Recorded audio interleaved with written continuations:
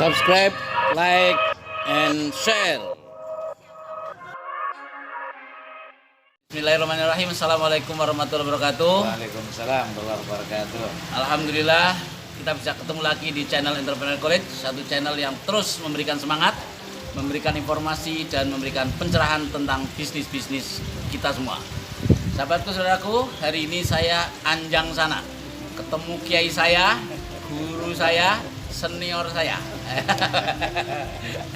Katib Am bahasanya gitu kan, Rois Surya, di MWC PCNU Jakarta Timur, Bapak Kiai Ghazin Mahmud. Selamat siang Pak Kiai. Selamat siang. Sore. Selamat siang menjelang sore. Oke, ini ada Pak Iya. Kiai, Bu Ustadzah Aida ini ya. Ustadzah Aida ini Ketua Koperasi NU Jakarta Timur. Kiai. Oke, hari ini saya ingin ngobrol-ngobrol Kiai. Iya. Tentang tadi yang Anda sampaikan bahwa tidak mudah mengelola ekonomi NU gitu loh. Jadi pandangan Kiai gimana coba? Mungkin punya pengalaman atau punya apa Kiai? Ada dua hal konteksnya mengelola ekonomi NU. Yang pertama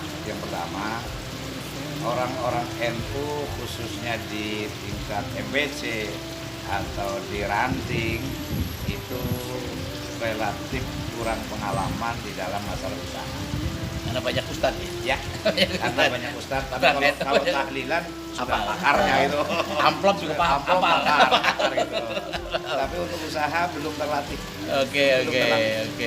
Sehingga kita perlu menggerakkan pelatihan dan merangsang atau menstimulus para ustadz untuk pandai berusaha.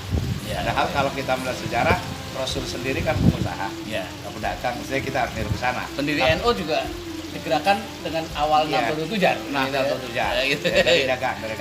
Cuman sementara faktanya yang ada tujarnya dihilangkan, Nahdlatul Tahlil yang digerakkan gitu kan. Dan proposal.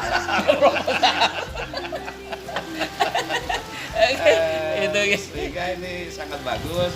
Seandainya kita bisa gerakan untuk masalah usaha, perdagangan dan yang lain-lain. Itu pertama. Yang kedua, persatuan ya, kesatuan, penyamaan visi. Penyamaan visi di orang-orang NU ini yang namanya perlu dikuatkan.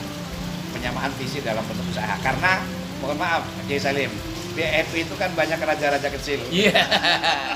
Dan semua raja semua itu. Ada Gus, ada Kiai, ada Ustadz. Kan raja-raja semua, betul. Apalagi saudara itu kan. Nah, ini menyatukan raja-raja nggak mudah ini. Betul. Nggak mudah, agak sulit ini. Nah, maka perlu ada kesamaan visi misi dari raja-raja kecil itu. Jadi kadang-kadang ketua tanfid aja di ranting udah kayak raja itu kan. Iya, betul. Apalagi FPC udah kayak raja. Apalagi di PC dan seterusnya gitu kan. Betul. Ada Banong juga merasa gitu. Penguasa wilayah gitu kan. Jadi oke. ini kulturnya NU memang menciptakan seperti itu. Apalagi kalau lingkungannya mendukung gitu kan. Apa itu bukan akhirnya menjadi sebuah Kiai, semacam ekosektoral akhirnya? Itu kalau nggak diperbaiki ya. Oke. Makanya kita perlu memperbaiki itu penyamaan visi misi gitu kan. Cuman walaupun itu bisa menjadi ekosektoral, NU punya kelebihan. Kelebihannya apa? Walaupun egonya tinggi, tetapi nilai kebersamaannya ada. Karena Tahlilan tasamu, bareng gitu. karena tasamu, tawazun, masih tetap nilai-nilai dipegang. Tetap ada Itu. Ya. Walaupun raja-raja kecil tetap masih ada. Tawazun tasamunya masih jalan. Oke, Bu Ustadzah Aida, monggo Bu Ustadzah Aida, coba bagaimana pandangan Ustadzah tentang ekonomi NU? Ini ketua koperasi soalnya, koperasi sahabat NU LPNU Jakarta Timur. Kayaknya gimana pandangannya? di NU ini sebenarnya kan kalau dilihat secara individu ya, masing-masing mereka kan sebenarnya mapan. Dan hampir rata-rata punya usaha atau punya sekolah atau punya pesantren atau punya masjid, hampir rata-rata mapan kalau secara individu. Hanya saja memang kurangnya ketika mereka bersatu di organisasi NU, ini gerakan ekonomi yang kira-kira menguntungkan bagi jamiahnya ini. Nah, ini warga NU-nya agak ragu-ragu nih kalau mau ngeluarin uang gitu ya. Karena uang punya dunianya sendiri rupanya. Dunia uang bukan dunia aswaja kayak. Jadi kita belum berhasil mengaswajakan uang. Belum berhasil. Gitu ya. Jadi kurang berani untuk berkorban ya. Melihat jamiahnya ini kan jamiah yang luar biasa besar gitu ya. Kalau misalnya semua berpikir kenapa enggak, toh ini buat kebaikan NU gitu kan, mungkin akan maju. Tapi pertanyaannya gue dapat apa? Ya, kan selalu itu yang muncul. Apa yang saya dapat? Sebenarnya kan kebanggaan itu udah cukup ya, kebanggaan kita sebagai warga NU. Apalagi kalau dia jadi pengurus di masyarakat ya, misalnya dia jadi ketua ranting, ketua MWC, itu kan sebenarnya luar biasa gitu. Salah satu bentuk kontribusi NU terhadap dia secara personal di masyarakat, dia pasti dipandang beda dengan yang lain. Ya, berarti salah. Itu berarti perlu ada perubahan mindset itu kan? Betul. Nah, gimana sekarang? Upayanya apa? Seperti apa? Ya. Upaya untuk merubah mindset itu saya rasa harus digerakkan nih oleh orang-orang yang memang sepaham, seide, penyamaan persepsi dulu. Jadi di setiap ada pelatihan atau pengkaderan lah ya, pelatihan kader, itu ditanamkan bahwa kalau kita berkorban untuk NU, itu pasti akan ada keberkahan yang kita dapat. Nah, ngomongin tadi pelatihan-pelatihan, saya berkali-kali mencoba memasukkan materi kewirausahaan ke dalam kurikulumnya MKNU. MKNU ya gimana? Belum pernah berhasil. Karena dianggap itu bukan KNU-an. Karena itu bukan dianggap KNU-an. Padahal orang NU butuh muharik istihad jihadis iktisodi gitu loh. Kalau gitu harusnya gitu loh. Tapi nggak pernah ditumbuhkan. Padahal tuh yang namanya MKNU kan di mana-mana banyak. Karena begini, materi itu Pak, nggak masuk. Karena awalnya mungkin ada banyak sejarah yang ketika kita menitipkan harta kita misalnya untuk dikelola oleh NU, ternyata banyak berakhir dengan tidak baik. Itu yang sering terjadi Kiai. Memang sebenarnya bukan dicuri tapi berantakan aja begitu, selesai tanpa. Nah, artinya gini, hasil. Memang saya belum berhasil melihat ada satu monumen sejarah NU yang punya bisnis amalia usaha itu berkesinambungan, besar, jangka panjang. Contoh dulu kita pernah Nusuma, namanya Gus Dur, berakhir dengan tidak enak. Kita di PB ada pernah namanya Asbihu untuk umroh, itu juga endingnya tidak enak. Di Jakarta kita punya pojok halal, endingnya juga tidak enak gitu loh. Dan itu berulang seperti itu gitu, terjadi gitu loh. Jadi banyak kekecewaan. Nah, dari banyak kekecewaan itu akhirnya muncul ketidakpercayaan, apatis gitu ya. Trust, ini persoalan trust. Ya, kurang percaya. Trust, nggak percaya. Jadi, kalau udah masuk ke kalau udah masalah trust ini soal aku tuh kayak iya betul. Jadi menurut kayak gimana nih memperbaikinya? Gini, kita ini orang pintar semua, orang agama semua loh. Kita nggak usah melihat yang atas, nggak usah melihat yang lalu, tapi kita mulai dari yang kecil. Ya, oke. Ya, kecil. Dari mana kita mulai yang kecil? Ayo kita ranting aja deh. Ya, dari sekitar kita lah. Ya, sekitar kita. Kebetulan kita di Jakarta Timur ya, Jakarta Timur lah gitu ya. Yang paling kecil aja. Ranting di wilayah Jakarta Timur gitu. Ayo kita bangun dan kita harus konsisten. Konsisten betul sampai walaupun kecil tapi hasil. Walaupun kecil tapi ada buktinya gitu. Ada komitmen nyata lah. Komitmennya. Nanti kalau walaupun kecil ada komitmennya dan ada hasilnya, baru kita kembangkan kepada yang lebih besar lagi. Mulailah dari yang kecil, mulai dari ranting, yuk gerakan, walaupun kecil tapi ada hasilnya. Tapi gini Kiai, di Jakarta itu karakter NU dengan di Jawa Timur, di Jawa itu beda Kiai. Betul. Nah, sekarang Kiai melihat karakter ranting-ranting di Jakarta, apa semudah itu?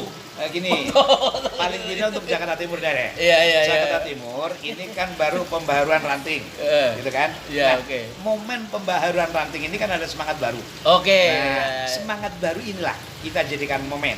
Memang berbeda dengan Jawa Timur, Jawa Tengah, tapi paling tidak pembaharuan ranting ini menjadi momen yang paling baik untuk memasukkan ekonomi. Oke. Berarti setiap harus bisa masukin setiap programnya ke sana. Iya, terus kita masukin. Sekarang kita pengen tahu pandangan ketua koperasi. Gimana coba? Beliau sudah nyiapin rantingnya nih. Gitu loh. Saya siapkan rantingnya. Sekarang ketua koperasinya gimana ini kira-kira, Bu Aida? Berarti dengan kata lain kita dari koperasi Sahabat NU. Sahabat NU ya. Kita harus punya program yang memang membumi ke bawah. Satu ya. Kedua, program ini nggak sulit. Artinya bisa diikuti oleh semua elemen. Bu Aida kan pernah cerita itu tentang simpan pinjam dulu. Seperti apa itu? Singkatnya aja coba. Ya, saya memang awalnya. Ini unik ya? Ini unik. Awalnya saya ditunjuk sama LPNU untuk menjadi ketua koperasi, ada sejarahnya Kiai. Jadi mereka datang ke tempat saya sampaikan kenapa nggak kita misalnya usahakan modal yang nggak terlalu besar ya, sekitar 3 jutaan gitu. Lalu kita bikin gerobak-gerobak gitu. Kita kasih nama Nusamat misalnya ya, atau Sahabat NU. Nah nanti di situ mereka jualan. Nah modal dari kita semua, peralatan punya kita. Nanti mereka menjalankan, mereka mengembalikan itu harian. Harian kita taruhin amplop, mereka isi amplop. Nah nanti diambil oleh salah satu petugas, siapa yang ditugaskan untuk mengambil uang tersebut. Nah nanti terserah yang ini nih, yang dipinjemi mau kasih berapa tuh ke petugas. Mau kasih 10.000, 20.000 silakan semampunya aja gitu kan. Nah ini kenapa kok kita, jadi yang punya aset itu kita, yang punya barang-barang itu kita. Jadi ketika mereka lari, artinya gagal berjualan, kita masih bisa menawarkan yang lain untuk mengelola. Karena gerobak milik kita. Karena gerobak milik kita, piring milik kita. Mereka nggak kena kasih bunga. Enggak kita kasih bunga, tapi kita minta jadi gini, misalnya dipinjemin untuk modal awal dagangnya dia, misalnya hari itu kita belikan bahan-bahan. Ini di luar yang gerobak dan lain-lain ya. Hari pertama dia dagang kita kasih modal lagi. 500.000 atau 500.000 Dia belilah bahan-bahan. Nah ketika dia jual itu pasti ada lebihnya. Itu pasti ada keuntungannya kan. Nah dari keuntungan itulah kita menyerahkan ke dia, terserah dia mau kasih kita berapa. Jadi tidak ada riba ini yang atas itu kan jadi sistemnya seikhlasnya. Tapi pengembalian modal harus. Modalnya tetap harus jalan. Pinjaman. Yang itu loh, yang modal awal. Bisa dulu ya. Sistem ini bisa membunuh rentenir loh ya. Iya. Betul nggak kayak? Coba menurut Kiai pandangannya gimana kalau dengan itu seperti itu tuh? Yang pertama ada di kunci amanah ini ya. Amanah orang yang kita pinjemin. Itu artinya apa? Nggak cukup hanya dipinjemin uang, tapi dibimbing juga mentalnya. Karena kalau dia nggak amanah, walaupun dipinjemin 500 kemudian dia kabur gitu kan. Nanti ada gini ya, ada kewajiban bagi orang yang dapat bantuan ini, itu wajib hadir ikut pembinaan kita. Nah itu Mas itu. Agar amanah. Gitu. Ya, karena kelemahan orang kita itu seneng dipinjemin tapi malas ngembaliin. Sudah gitu fit and proper test. Belanjanya kan sama, Bukan, dia punya keahlian apa, bisa bikin apa gitu. Saya bisa bikin angkringan, ya udah kita buatkan gerobak angkringan. Dia bisa, dia masak dan lain-lain, terus dia datang. Dia keuntungan hari itu misalnya dapat per hari dia dapat untung 100.000, kita nggak mau tahu. Situ mau bagi kita keuntungan berapa sambil mengembalikan modal. Itu loh Pak Kiai. Misalnya modalnya tadi kan 500.000 kan. Berarti dia mau mengembalikan dalam berapa hari terserah dia. Mau sebulan boleh, mau 2 bulan boleh. Jadi 500.000 itu kami cicil Bu misalnya. 20 hari kan cuma 25.000. Plus dia bagi keuntungan ke kita. Terserah dia berapa. Terserah dia. Jadi tidak memberatkan mereka. Enggak. Jadi itu merasa punya sistem yang akan diterapkan oleh Bu Aida di koperasi ini. Jadi terakhir juga Pak Kiai, ini waktunya karena ini pendek. Closing statementnya kayak apa dengan pandangan seperti itu Kiai? Yang pertama, ide yang tadi disampaikan itu sangat bagus. Tetapi ini perlu dikaji dengan mendalam dan mulai aja coba. karena akan bisa teruji apa enggak kalau dicoba. Try and errornya ada. Iya gitu Betul, kan. oke. Jadi langsung dicoba gitu. Ayo kita berjuang untuk memberikan uji coba gitu. Nah kalau uji cobanya sudah dianggap layak, udah tinggal dikembangkan. Nah kalau masih kurang baik, ayo kita perbaiki. Nah, oke. Saya kira itu. Terakhir Kiai, terkait tadi Kiai, bagaimana mau menggerakkan ranting-ranting Kiai? Ya. Nah, coba. Insya Allah bulan Desember ini selesai kita ranting di Jakarta Timur, dan Januari akan kita mulai menggerakkan ranting-ranting. Nanti akan kita kerjasama PC dengan MPC, MPC dengan ranting, nanti PC yang akan mengundang kepada ranting-ranting untuk koordinasi antara PC dengan ranting, dan di dalamnya diisi dengan kegiatan lembaga perekonomian gitu. Saya kira itu. Oke, terima kasih Kiai. Mudah-mudahan bermanfaat. Terima kasih Bu Haji Aida. Mudah-mudahan terus memberikan inspirasi. Afa minkum wallahu fiq laqwa mitorik. Assalamualaikum warahmatullahi wabarakatuh. Waalaikumsalam warahmatullahi wabarakatuh. Terima kasih.